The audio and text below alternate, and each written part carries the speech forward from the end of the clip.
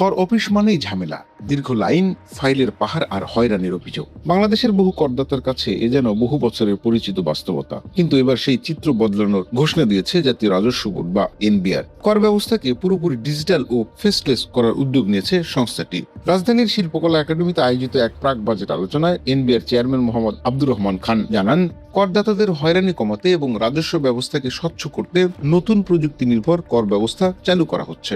কিন্তু কি এই ফেসলেস ট্যাক্স সিস্টেম?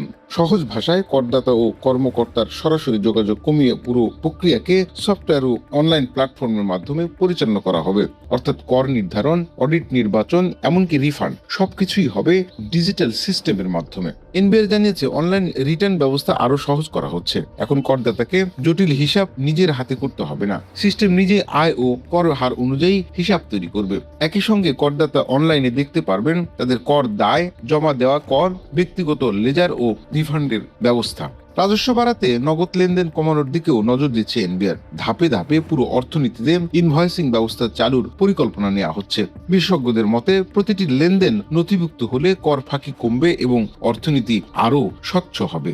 শুধু প্রযুক্তি নয়, দীর্ঘমেয়াদী পরিবর্তনের জন্য শিক্ষা ব্যবস্থাতেও ট্যাক্স এডুকেশন যুক্ত করার প্রস্তাব দিয়েছে এনবিআর। প্রাথমিক থেকে উচ্চ মাধ্যমিক পর্যায় পর্যন্ত শিক্ষার্থীদের কর ব্যবস্থার মৌলিক ধারণা দেওয়া হলে ভবিষ্যতে কর প্রদানের সংস্কৃতি আরো শক্তিশালী হবে বলে মনে করছে সংস্থাটি।